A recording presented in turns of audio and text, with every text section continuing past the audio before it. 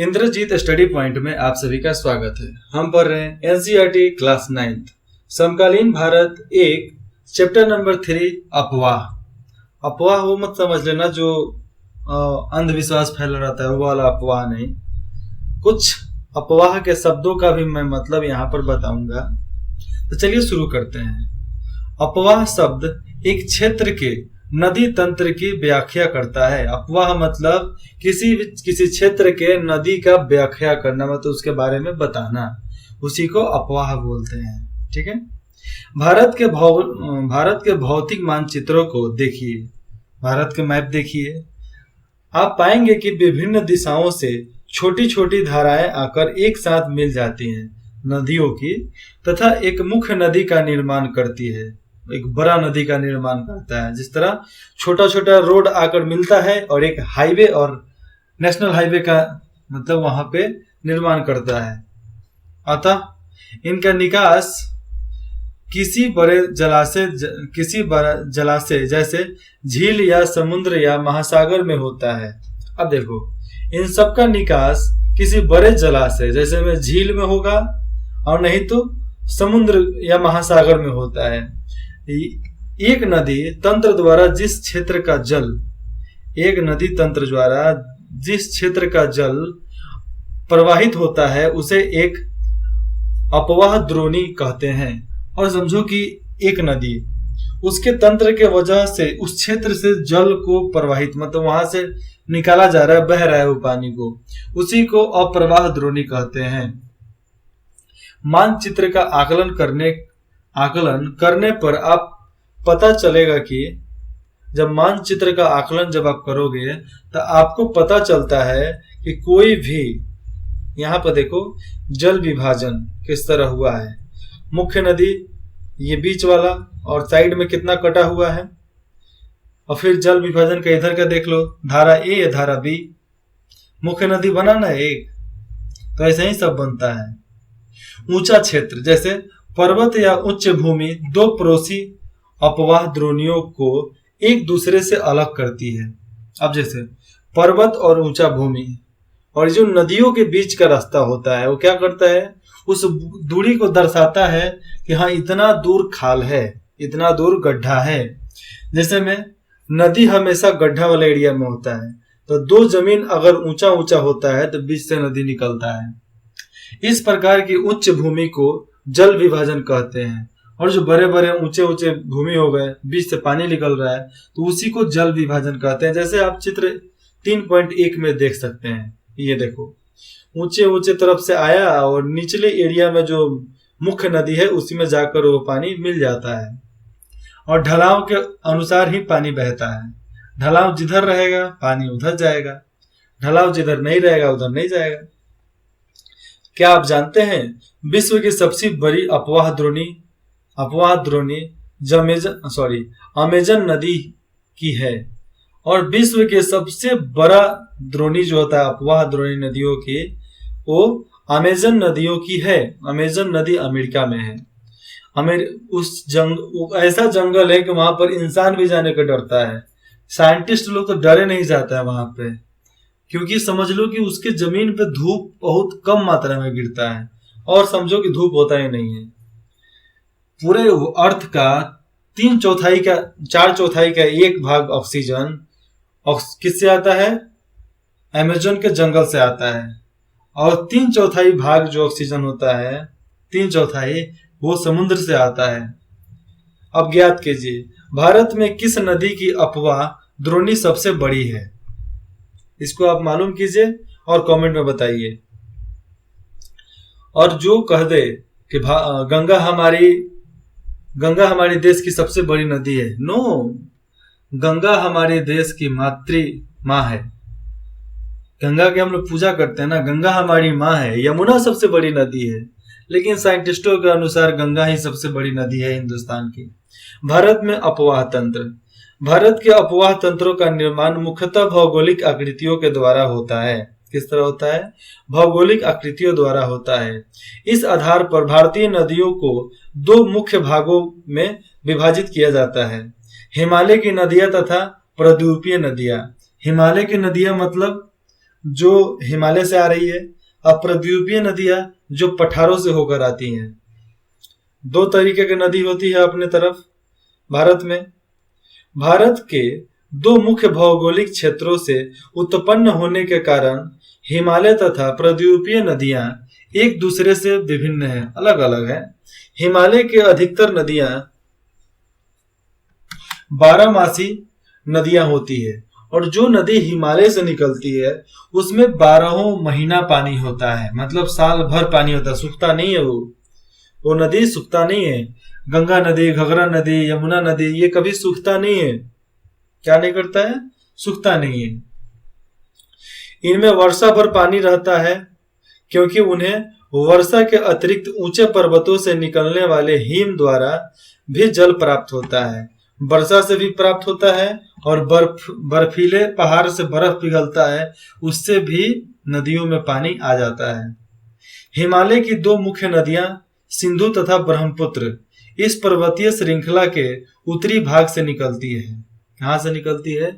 उत्तरी से निकलती है। इधर से सिंधु तथा ब्रह्मपुत्र नदी पर्वतीय श्रृंखला के उत्तरी भाग से निकलता है। इन नदियों ने पर्वतों को काटकर, जो नदी है पर्वतों को काटकर गार्गो का निर्माण करती है। गार्गो मतलब क्या? एक बीच के रास्ता का निर्माण करती है, ढलान का निर्माण करती है।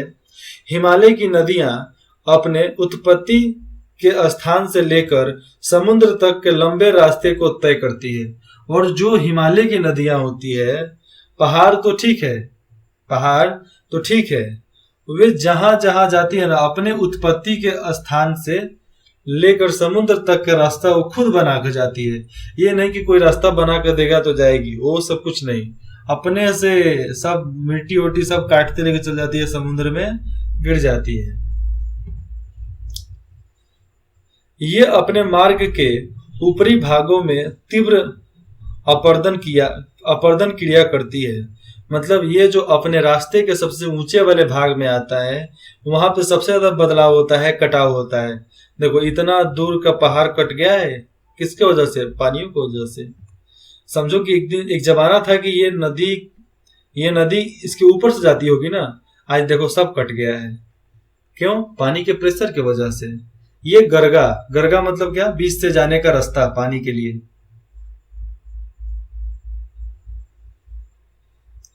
करती है तथा अपने साथ भारी मात्रा में सिल्ट एवं बालू का संवहन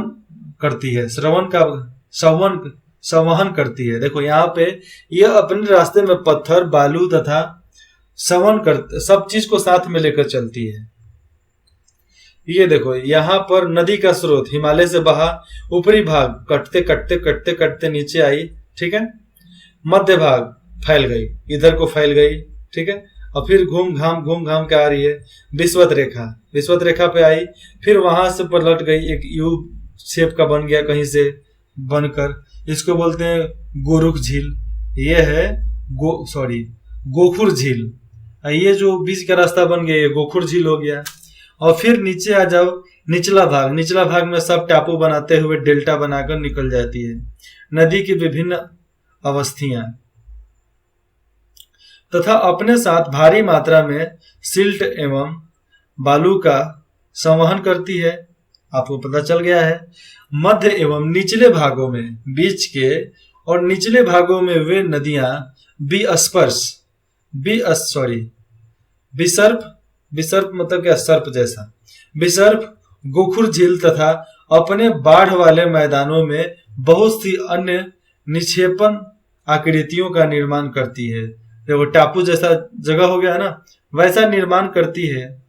ये महत्वपूर्ण विकसित डेल्टाओं का भी निर्माण करती है, और ये महत्वपूर्ण विकसित डेल्टाओं का भी निर्माण करती है, जैसा आप चित्र 3.3 में देख चुके हो। अधिकतर प्रद्वीपीय नदियां मौसमी होती हैं, और जो पठारी नदियां होती है पर छोटे छोटे पहाड़ों से निकलती है, वे मौसम के अनुसार होता है, क्योंकि इनका प्रवाह वर्षा पर निर्भर करता है। शुष्क मौसम में बड़ी नदियों का जल भी घटकर छोटी नदियों धाराओं में बहने लगता है, और जो मौसम शुष्क जब हो जाता है तो बड़ी नदियों का पानी भी छोटी नदियों के धाराओं के जैसा बहने लगता है। हिमालय की नदियों की तुलना में प्रायद्वीपीय नदियों की लंबाई कम होती है, और हिमालय की नदी जितना लंबा होता है, चौड़ा होता है, उससे कम होता है प्रायद्वीपीय नदियों की लंबाई। लंबाई कम होती है तथा छिछली है। और ये क्या है? और छिछली भी होती है। कौन सी? फिर से समझो। हिमालय की नदियों की तुलना में प्रायद्वीपीय नदियों की लंबाई कम और छिछली होती है। छिछली मतलब एकदम चिकनाहट और पथरीले जैसे एरिया से निकलती है और वह खत्म हो जाती है। फिर भी इनमें से कुछ केंद्रीय उच्च भूमि से निकलती है, और उसमें से भी कुछ केंद्र के उच्च भूमि मतलब पहाड़ हो गया। पहाड़ के बीच से मतलब पहाड़ के प्रेशर की वजह से पहाड़ के अंदर से पानी पहाड़ के बाहर निकलता है, और वो हमेशा निकलते रहता है, सालों भर निकलते रहता है। तो इसको बोलते हैं केंद्रीय उच्च भूमि से निकलती है तथा पश्चिम की तरफ बहती है, और वे अपने ढलाव के अनुसार बह जाती है। क्या आप इस प्रकार की दो बड़ी नदियों को पहचान सकते हैं? सवाल है, प्रायद्वीपीय भारत की अधिकतर नदियां पश्चिमी घाट से निकलती है तथा बंगाल की खाड़ी की तरफ बहती है। प्रायद्वीपीय नदियां जो भी है वे आपको बहेगी पश्चिम की तरफ, और फिर जाकर पश्चिम से बहेगी पश्चिम घाट से, और बंगाल के खाड़ी पूरब में जाकर गिर जाएगी। अब देखते हैं हिमालय की नदियां। हिमालय की नदियां में सिंधु, गंगा तथा ब्रह्मपुत्र हिमालय से निकलने वाली प्रमुख नदियां हैं। ये नदियां लंबी हैं तथा अनेक महत्वपूर्ण एवं बड़ी सहायक नदियां आकार इनमें मिलती है। किसी नदी तथा किसी सहायक नदियों को नदी तंत्र कहा जाता है। किसी भी नदी और उसके सहायक नदियों को ही नदियों का नदी तंत्र कहा जाता है। याद रहेगा, नदी और नदियों के सहायक नदियों को ही नदी तंत्र कहा जाता है। ठीक है। अब उसके बाद से देखेंगे सिंधु नदी तंत्र। अब सिंधु नदी का तंत्र देख लो, इसमें कौन कौन नदी मिला है। सिंधु नदी का उद्गम मानसरोवर झील है जो हिमालय की तरफ है। मानसरोवर झील से आप अमरनाथ जाते हो ना, तो अमरनाथ के रास्ते में मानसरोवर झील पड़ता है। तो मानसरोवर झील के निकट तिब्बत में है। तिब्बत कहाँ? तिब्बत आपको चला जाएगा कैलाश जहाँ पे शंकर भगवान की एक पुरानी मंदिर है, कैलाश मंदिर। वहां से आप चले जाओ, थोड़ा दूर आगे चले जाओ, तिब्बत से मानसरोवर झील चालू होता है। पश्चिम की ओर बहती है। पश्चिम की ओर किधर बहती है? ये बहता है दिल्ली, हरियाणा, पंजाब होते हुए वो पंजाब में चली जाती है, जिसको सिंधु घाटी की सभ्यता आज सुने होंगे ना किताब में। तो वे सिंध नदी के अनुसार ही बनता है। ठीक है। वे पश्चिम की ओर बहती हुई नदी भारत में लद्दाख से प्रवेश करती है। कहां से? लद्दाख से प्रवेश करती है। इस भाग में यह एक बहुत ही सुंदर दर्शनीय गर्ज का निर्माण करती है, और ये नदी जब वहां से निकलती है तो बहुत ही सुंदर दर्शनीय मतलब बहुत ही सुंदर एक तरह से दृश्य को उत्पन्न करती है, गरज का निर्माण करती है। जब पानी गिरता है तो एक पानी का आवाज भी होता है, उस गरज का भी निर्माण करती है। इस क्षेत्र में बहुत सी सहायक नदियां हैं, जैसे जास्कर, यहां पर देखो, जैसे जास्कर, नुब्रा के बाद है सयोग तथा हुंजा। इस नदी में मिलती है। कौन कौन? जास्कर, नुब्रा, सयोग तथा हुंजा इस नदी में मिलती है। सिंधु नदी बलूचिस्तान तथा गिलगित से बहते हुए अटक में पर्वतीय क्षेत्रों से बहकर निकलती है। कहां से? ये सिंधु नदी बलूचिस्तान तथा गिलगित जगह है, घाटी है, गिलगित से बहते हुए अटक में पर्वतीय क्षेत्र से बाहर निकल जाती है। फिर उसके बाद सतलुज, ब्यास, रावी, चेनाब तथा झेलम आपस में मिलकर पाकिस्तान में पाकिस्तान में जो मिठानकोट है, मिठानकोट के पास सिंधु नदी में मिल जाते हैं और ये सब मिठानकोट में जाकर सिंधु नदी में मिल जाता है। इसके बाद यह नदी दक्षिण की तरफ बहती है, किधर, दक्षिण की तरफ, तथा अंत में कराची, पाकिस्तान के कराची से पूरब की ओर अरब सागर में मिल जाती है और ये अरब सागर में जाकर मिल जाती है। सिंधु नदी के मैदान, वहां पे जो मैदानी क्षेत्र है, मैदानों का ढाल बहुत धीमा है। सिंधु द्रोणी का 1/3 से कुछ अधिक भाग भारत के जम्मू कश्मीर, लद्दाख, हिमाचल तथा पंजाब में तथा शेष भाग पाकिस्तान में स्थित है। और सिंधु नदी का जो द्रोणी भाग है, जो कुछ अधिक भाग जो है भारत में जम्मू कश्मीर, लद्दाख में है, हिमाचल प्रदेश में है, जिसको हिमाचल प्रदेश छोड़ो, हिमाचल क्षेत्र में है, पंजाब से होते हुए वो पाकिस्तान में इंटर कर जाती है, ठीक है। लेकिन मुख्य भाग पाकिस्तान में ही स्थित है। 2900 किलोमीटर लंबी सिंधु नदी विश्व की लंबी नदियों में से एक है। विश्व की लंबी नदियों में से एक है क्योंकि इसकी लंबाई 2900 किलोमीटर है। सिंधु जल समझौता संधि के अनुच्छेद 1960 के अनुसार भारत इस नदी प्रक्रम के संपूर्ण जल का केवल 20% जल उपयोग कर सकता है। जब सिंधु जल समझौता हुआ था पाकिस्तान हिंदुस्तान का, तो ये मतलब तय हुआ कि भारत 20% जल का उपयोग ही करेगा, ज्यादा का नहीं। इस जल का उपयोग हम पंजाब, हरियाणा एवं राजस्थान के दक्षिण पश्चिमी भागों में सिंचाई के लिए करते हैं। बाकी सब पानी पाकिस्तान में जाता है। पाकिस्तान कभी एक बार तांडव किया था तो हम लोग सिंधु नदी का पानी रोक दिए थे। भारत क्या किया था, सिंधु नदी का पानी ही रोक दिया था, लो पियो अब तुम पानी। गंगा नदी तंत्र, अब देखते हैं गंगा नदी का तंत्र उसका, कि गंगा नदी किन किन नदियों के मेल से बना है।